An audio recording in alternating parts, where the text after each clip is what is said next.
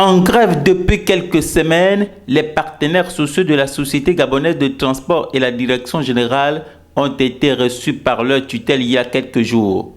Une assemblée générale a donc été organisée ce mercredi 2 février 2022 pour faire le point à la base. Alors parlons des salaires. Le ministre, bien avant notre réunion, avait eu une réunion avec les techniciens du Trésor public qui regardaient, examinaient donc le dossier des arriérés des salaires, et la direction générale de la comptabilité publique et du Trésor disait au ministre qu'il ne devait pas Sogatra. Au bout de 3 ans, donc 2019, 2020, 2021, ils ont reversé à la Sogatra consenti un montant d'à peu près 15 milliards. Alors nous avons compris, c'est tout à fait logique. Lorsqu'on regarde le budget octroyé à la Sogatra au titre de l'année en exercice, autour de 4 milliards. Et souvent, donc, il y a 1 milliard supplémentaire qui va dans le sens certainement de la rallonge que nous sollicitons le plus souvent. Donc, mais s'agissant de la dette des 7 mois, alors au niveau du Trésor, c'est tout à fait normal. Mais le budget, le gouvernement plutôt, et le ministre des Transports reconnaissent que les agents de la Sogatra n'ont jamais perçu les 7 mois d'arrêt des salaires. Donc, qui prend en compte août, septembre, octobre, novembre, décembre 2018 et janvier, février 2019. Donc, c'est de ça qu'il s'agit. Puisque le gouvernement reconnaît par la voix du ministre qu'ils nous doivent les 7 mois, alors il est donc question de nous payer ces arriérés. Au-delà de ces arriérés, il y a également pour le compte de 2021 le mois de novembre et décembre qui reste. Aujourd'hui, nous sommes en 2022. Il y a le mois de janvier qui vient d'être bouclé. Donc vous comprenez aisément que ces arriérés tendent autour de 10 à 11 mois. Alors le ministre voudrait que nous puissions clarifier les choses. Mais ce n'est pas à nous de clarifier, ce n'est pas à nous de dissocier.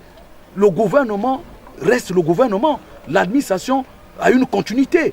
Donc c'est de cette continuité que le ministre doit reconnaître qu'effectivement, on doit aux agents de la Sogatra 10 à 11 mois d'arrêt des salaires. Maintenant, c'est à eux de voir quels mois ils peuvent commencer à nous payer.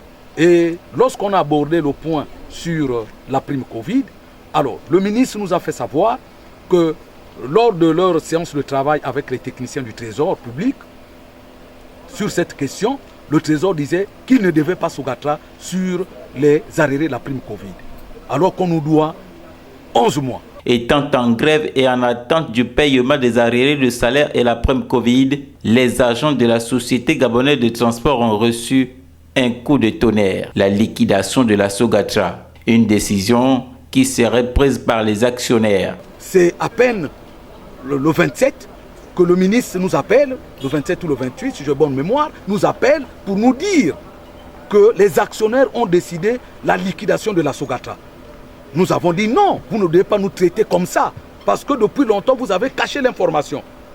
Et le ministre va nous dire que c'était du ressort du président du conseil d'administration ou du directeur général de nous communiquer. Et les deux n'ont dit mot à ce sujet.